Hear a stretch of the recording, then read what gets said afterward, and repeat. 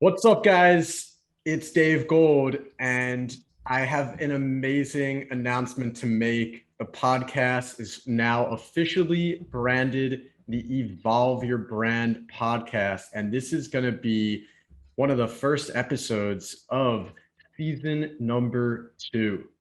So, with that being said, this is a podcast where I bring on industry leaders in the spiritual, business, financial sectors, also relationship coaches, and as you well know, an amazing opportunity for you to meet and greet some of the best in the business.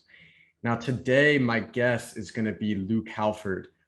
We're going to start it off with a very interesting coach who is teaching something that we all have heard about, and some of you are probably really interested in the crypto market. So, Luke, thank you so much for joining me today. And where are you coming from? Yeah, thanks for having me here as well. I'm coming from the UK, a place called Leicester in the UK. Yeah, as I say, my name's Luke Halford. I've been doing the crypto coaching now, or developing the business for the past year.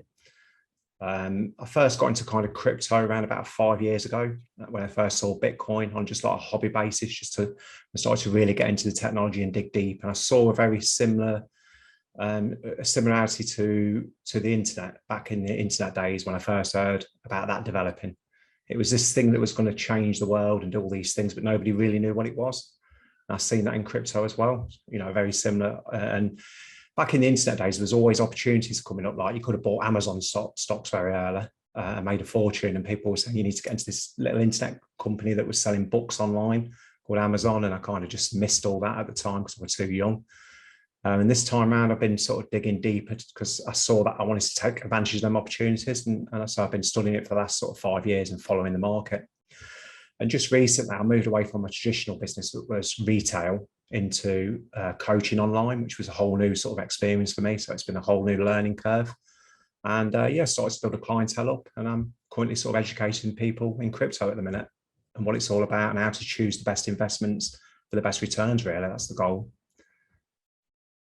Very interesting. And, as we were talking about before we just jumped on this podcast, sometimes you want to do something, but the opportunity is there, and yet fear or anxiety or this feeling of doubt or self-worth, lack of self-worth for that matter, comes up and you decide to not take action. And, I was saying to you even today, to start season 2, I've got those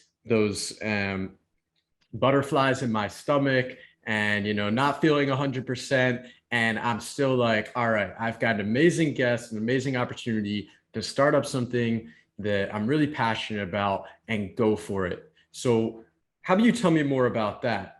You see many opportunities in your life. What about crypto made you pull the trigger? Absolutely. I have similar anxieties, exactly the same as what you're saying in starting this. Shall I just cancel it?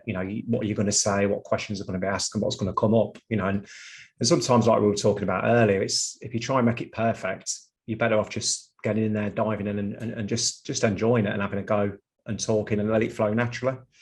And once you take that plunge, it's almost like skydiving. Once you've jumped out, you're falling and you've just got to get on with it and go for it, really. That's the best analogy you can come up with. It's very similar to skydiving or something like that. Yeah, I mean, that's how I feel about it. I mean, I had the same anxiety starting the crypto coach company. Absolutely. It was a whole new area for me. And I got a coach which really helped guide me through it a lot of the mindset stuff, which was really quite eye-opening. Some of the spiritual stuff was really eye-opening as well, in the way we can sort of channel that source energy to help us express ourselves in a whole different way. Does that make Interesting. sense? Yeah. Yeah, that actually flows right into the work that I have evolved this brand into. Okay, my brand, Dave Gold Evolve, as many of you guys know, once started out as a dating company and a way for me to connect with other men with beautiful women and just kind of the relationships and situations that they wanted in life. But I had to make a shift and decide to move in a direction that seemed um, more more aligned with my purpose, with my passion, with the type of people that I wanted to work with. And what I decided to do was pinpoint in on this niche of personal branding. And this niche is very oversaturated. It's highly misunderstood. And, people can become very critical of even the term personal branding because it can give off this aura or this vibe that it's all about you. So there has to be some ego or narcissism involved. And that may be the case. I see a lot of coaches out there and a lot of businesses that are started with the sole intention of doing it for yourself rather than serving others.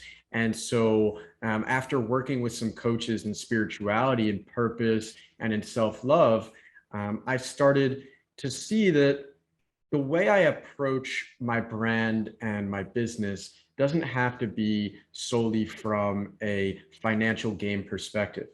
It can also be from a perspective of elevating my own consciousness, helping others to expand their reality and their belief systems and see a different way of operating and channeling that source energy to authentically express yourself to the world.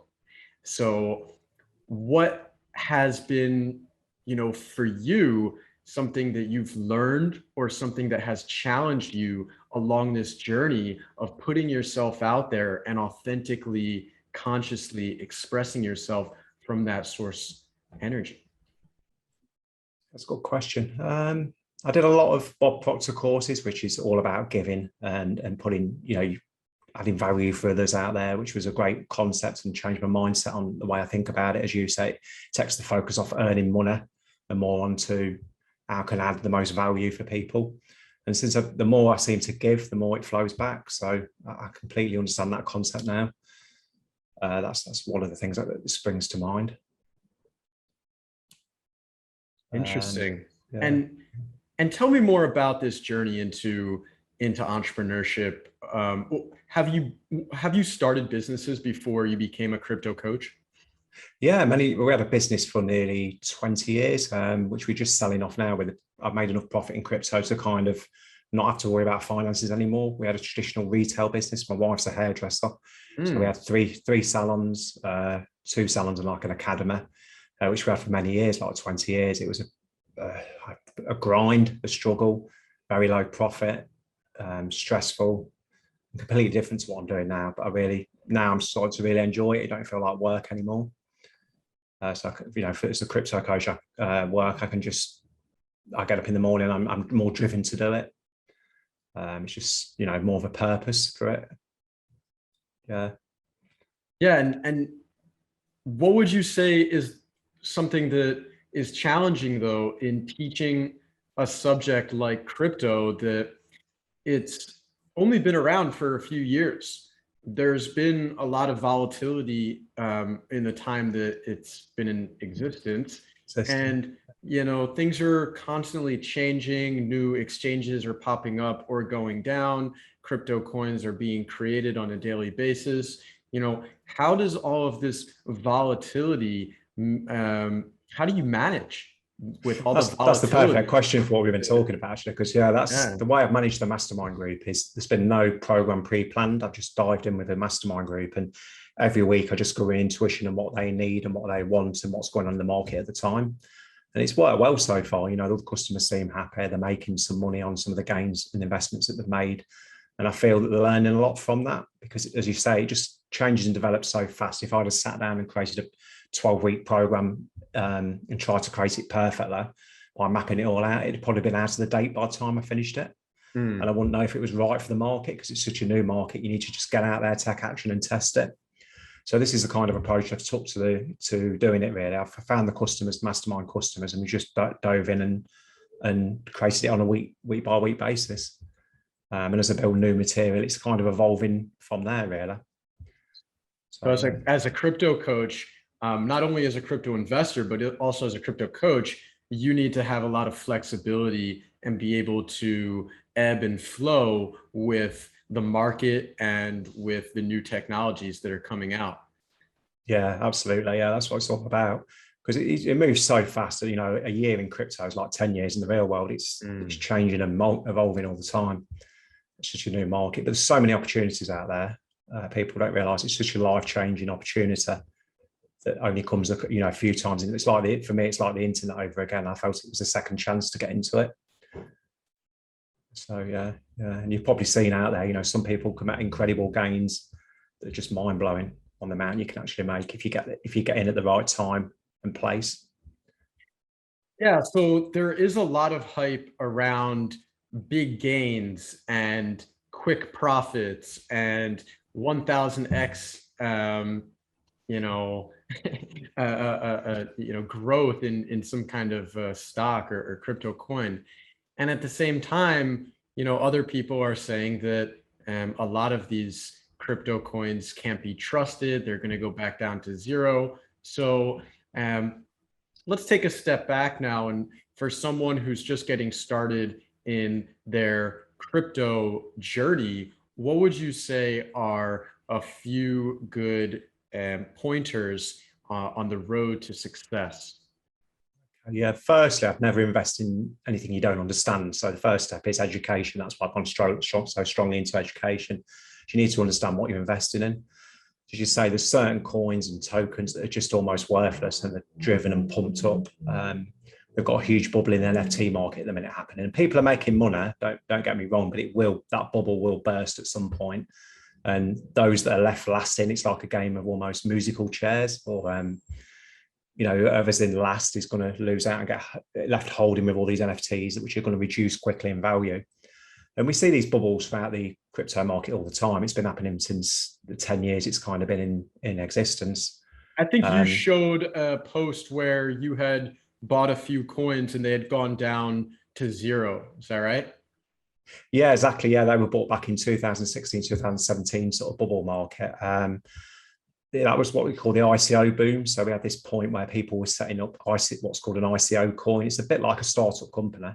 So they'd have this amazing kind of blockchain idea that they'd get everybody excited about, and everybody would pile money into it, buying the token.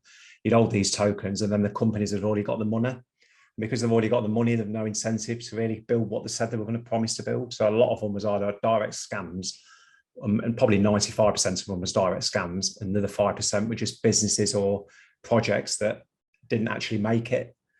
So it was like a needle in a haystack. In that post, I was lucky. I think the 5 that invested now had one real winner that made me a lot of money. So it was a bit of a needle in the haystack sort of situation, but it's all done on research and finding the right leadership within these projects. So yeah, and we're seeing that again now. We're seeing it with DeFi. We had DeFi, which bubbled up, and there was a lot of projects where people made a lot of money. We're now seeing that again with NFTs. But as you say, zoom out and look at the bigger picture. This happened with the internet. We had first we might have had like the websites, and then we had social media development, and then we've got like the internet moved on to Netflix and TV. So what we're looking at is use cases. What's the use case for crypto and blockchain? And that's what's happening. Use cases are coming out, and some of them will continue to become adopted by people in the long term. So what we're looking for really when we invest is what's going to be adopted in the long term. I do anyway, personally. I look for long-term investments. Does that make sense? I went off on a tangent there, but yeah. Yeah, no, it's okay. It's okay. I'm sure there's tons of tangents that we can go off of right now.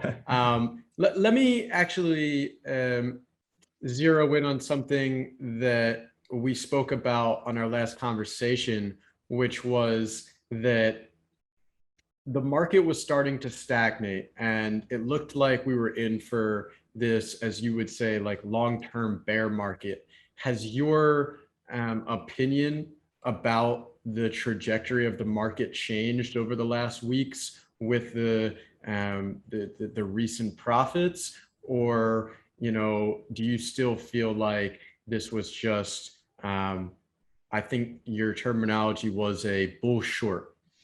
Yeah, like a bull trap. Yeah, bull trap. It still feels like a bull trap to me. I'm more leaning towards that line of thinking. As I say, history don't repeat itself, but it often rhymes, and we will reach a peak at some point, and then we'll go into a bear market. And this don't happen overnight. If you look back at history, like 2018, 2017 bull market, we touched, I think it was 20K for a very short period of time. And then we took a big nosedive and everybody thought it was over. But what actually happened, it crept back up to 17K. This is Bitcoin, because the whole market follows Bitcoin in general. It went back up to 17K, then slowly over the course of a year, it trickled down to the all-time low. I think it was about 3 to 6K, somewhere around that sort of area. And then it slowly builds up into a bull market again and a new sort of bubble. And I feel it feels to me like it's repeating that. So we've touched sort of 50K, which is nearly, we've had the 65K top for Bitcoin. We've touched sort of 50 and just topping 50. That feels like that's 17K again.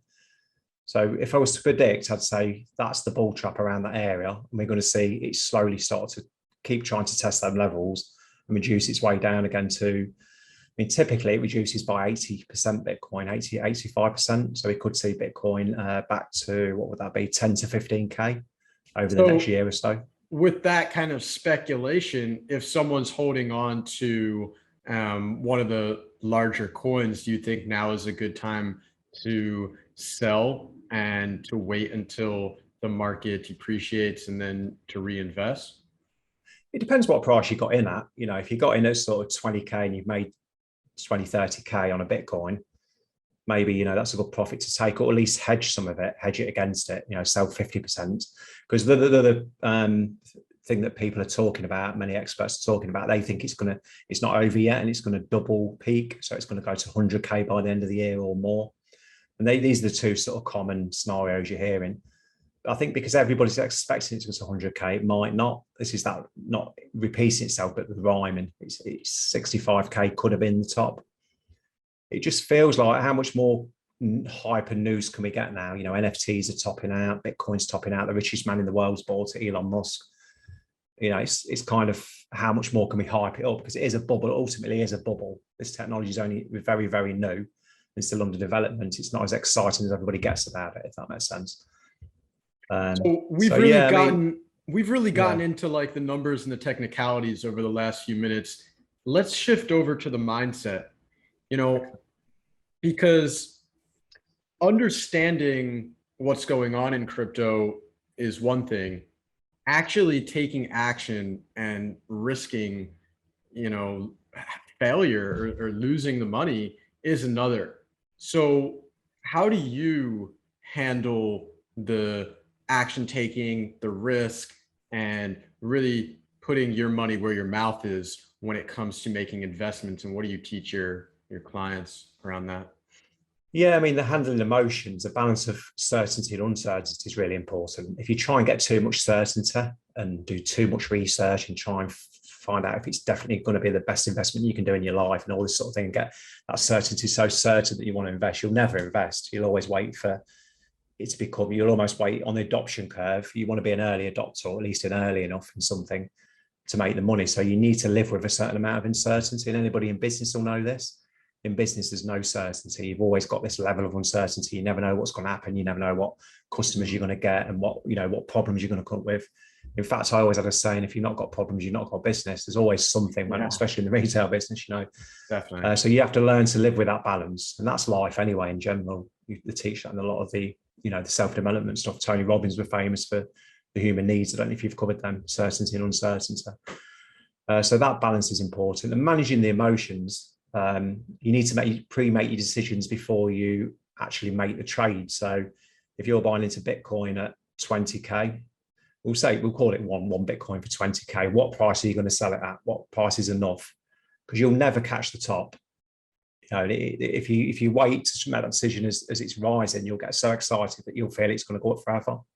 And the same on the way down. If you try and catch the bottom, everybody will be calling a 10K Bitcoin bottom. You'll never catch that, because as soon as it gets close to the bottom, it's usually on its way up again, or you're waiting for it even lower. And the emotions are completely different. You probably all, if anybody's new to this, they've experienced that excitement of it being 65K. When it's near the bottom, it's the exact opposite. It's dead. Bitcoin's over. No one's going to adopt it. It's going to be banned. All these sort of emotions are completely different. So you have to believe in the technology enough at the bottom, as well as that it's going to go back up again. So it's a lot of there is a lot of mindset and emotions around it. And that's the first module we teach, actually, crypto mindset. We cover anything to do with that. That's the first area we dive into, because until you get that right, it's much harder to sort of invest. You know, I see a lot of parallels in what you just said and in building a high value personal brand online, because as your brand stock starts to go up in equity, many people will look at you and take you for granted. You may even take yourself for granted, and you may think that you may forget all of the work that you put into to get to that place. You may start getting lazy or focusing on the wrong things and losing your foundation, your fundamentals. And then when you're not posting, when you're not doing so well, all right, everyone then thinks like, oh, you know, is his brand dead? Is he, you know, no longer successful? And it takes a lot of mindset as well to get out of the low times, as well as to stay consistent during the high times. So just that mindset, yeah, just that mindset, which is so crucial in anything, whether you're trying to become a coach, whether you're trying to get into better relationships in your business or your love life, or whether you're trying to invest in crypto or build a brand and maintain stability. But at the same time, when things are not going well, being able to get the help and pull yourself out of that rut, or else you're going to stay there and it's not going to be a very friendly place. Yeah, true. Definitely. Absolutely true. I think all of business and life is 95% of the mindset. You know, it's all in the mindset. I mean, it's a small amount of its strategies, but like, if you don't get the mindset bit right, success follows with that, really, don't it? Absolutely. I want to hit on one more thing, crypto, which is the security around crypto. And I know you've talked about this. So for people who are getting in, sometimes they might see that there's a rug pull, or you know, a coin is not safe, or they are afraid that their wallet is going to get hacked. So what do you think are some good ways that people can go about protecting their investments in crypto? Yeah, I mean, a lot of people make the mistake of leaving it on exchanges, which, like, you know, your Coinbases and things like this. You shouldn't leave too much money on those, because the main reason is it's not really your crypto if it's left on the exchange, because you've not got what's called a private key. So most people in the industry use what's called a hardware wallet, or at least a software wallet, which is a hot wallet like MetaMask or a Ledger Nano. I don't know if you've heard of these things. They're like little devices that look a little bit like this. This is a software wallet or a hardware wallet? This is a hardware wallet. So okay, so the hardware is something that you can actually hold, whereas the software wallet is actually going to be an application on your computer. Yeah, correct. Yeah. And what you have to keep these things is what's called a seed phrase. It's like a password, so you can recover it. And that's the main area of security that's available at the minute, and probably the best way to store your crypto long term. Yeah. Exchanges are okay for short or smaller amounts, but ultimately they can sort of lock you out and stop you from getting your money back. And the customer service at these places is terrible. I'm actually interested in that, because I've got a software wallet, but I don't have a hardware wallet. And so how does that work? And if you've got a hardware wallet and you plug it into a USB, and then you can view your funds, or can you walk me through that real quick? Yeah, of course. What software wallet do you use? Is it Electrum? Electrum, yeah. So the way these work, you should have got like a seed phase. Yeah, seed phase. So that's what stores all your private keys. And if anybody gets hold of that, they can replicate your wallet. So what hardware wallet does, it stores them seeds so you can't even see them. So it's inside this. So this don't actually hold your crypto, it holds the seed.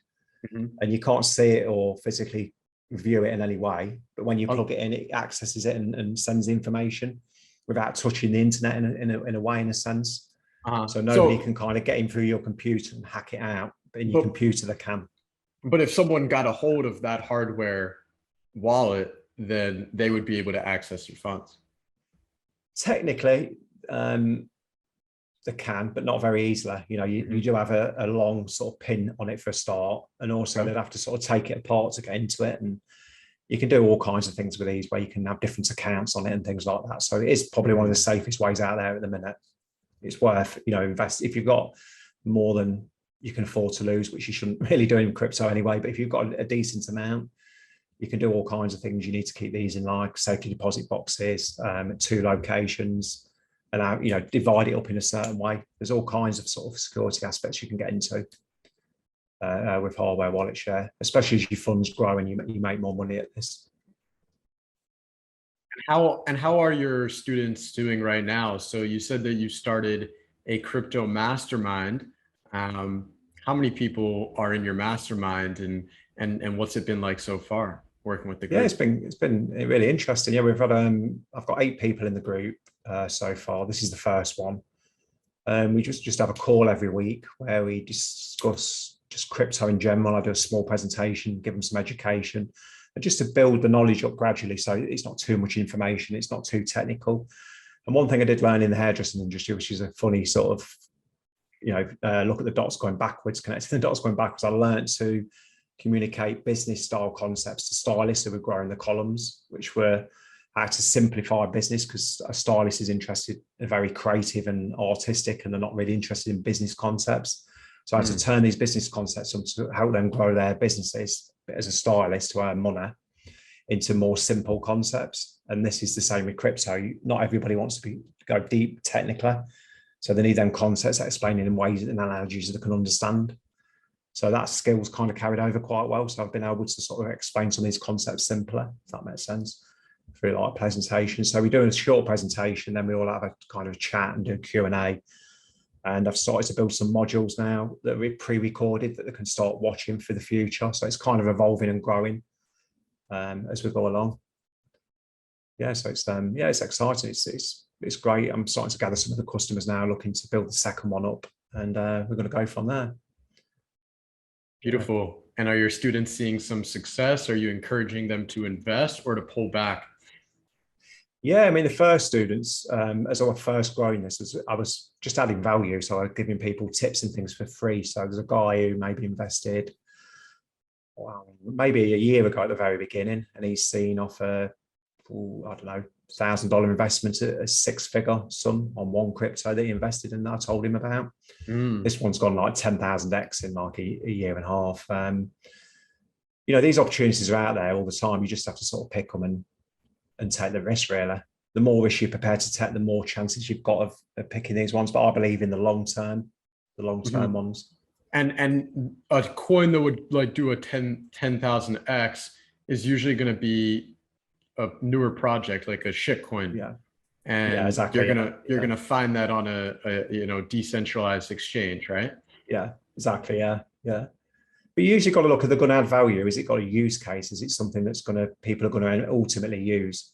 You know, some of these coins, as you say, shit coins, they're just made to pump, so people will buy into them. You can make money that way, but they don't ultimately have value. So what they're going to lead to, we've got enough currency-based coins or store of value coins or coins you can just pass from on to the value.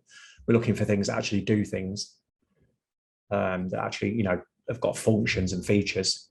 And they are coming, they are being developed, but it's still very early. So yeah, that's the way to go. All right, so let's finish it off now. We're going to do a quick lightning round, and then I'm going to ask you, our final question of the show. So, drum roll. All right, the lightning round. Let's begin. First question: the moneymaker, Bitcoin or Ethereum? Ethereum. What is your preferred exchange? For exchange, I see it as a completely on and off ramp of crypto. So to get your money in and to get your money out. So if you're taking profits, so I just use a simple one like Coinbase, because I know I've successfully taken money out that way, and it's easy to get on and in.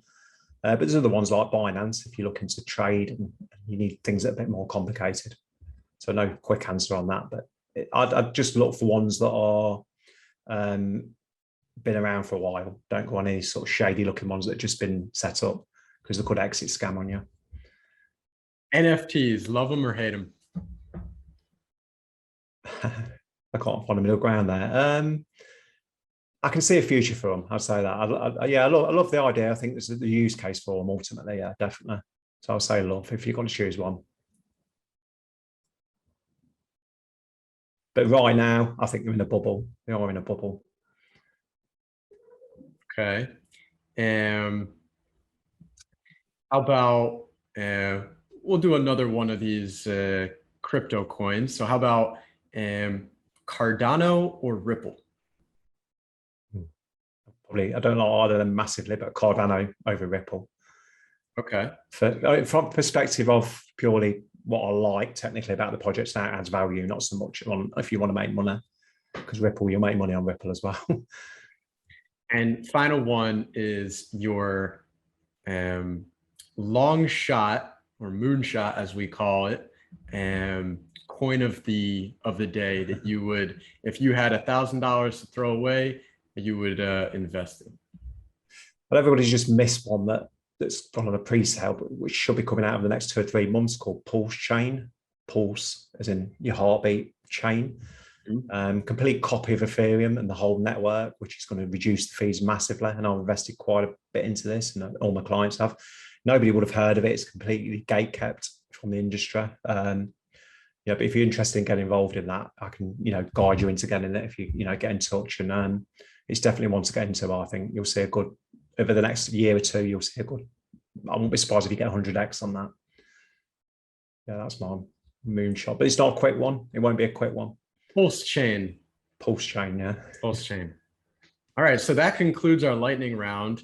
And, to end it off, I'd just like to understand, and maybe the audience would as well, why is it that you are so passionate about helping others to become educated and learn about crypto right now? And what's kind of like the end goal? What do you really want to achieve by growing this Facebook group and tribe as a crypto coach online? That's a really good question, because you need a purpose, don't you, in these things? And my purpose feels that one of the things I hate about the world is that there's certain people that control a large percent of the money, and they're printing this money exponentially at the minute, and they're using it in ways that I don't agree with to, fund things that don't have value and equal for the people, because of the central banks basically control all this money. And I think crypto is a way to sort of take that back. If we can decentralize it enough, and they'll try and control it at first, and they'll try and tax it, and they'll try and regulate it. But ultimately, it could, because it's decentralized in nature, that they're probably going to fail at that in the long term. So any way I can help drive it in that direction, that's the purpose behind this. The more people I can help get into it, and the more adoption we can get, the more it'll go in that direction, I think. Beautiful. Well, it's been a pleasure having you on. I'm not sure which episode this will be, but great to do. One of the first episodes of season 2. I hope I got the video right, because I haven't done one of these in a few weeks, but we shall see. And with that being said, what's the best place that they can find you? Mainly it's through Facebook at the minute. I've got a group called the Crypto Coach, and if you go to the crypto-coach.co.uk, you can sign up there to join the group for free and just find out more from that point. It's probably the easiest way to get hold of me at the minute. Awesome. And you guys know where to find me, Dave Gold Evolve, on Facebook or on Instagram. I'm offering personal brand blueprint calls right now as we speak, so feel free to take advantage of them. And if you know someone who you think would be a great guest on the Evolve Your Brand podcast, drop me a message and let me know why I should bring them on. It's been a pleasure. Thank you so much for your time today, Luke. And we'll see you guys in the next episode. Right. Thanks.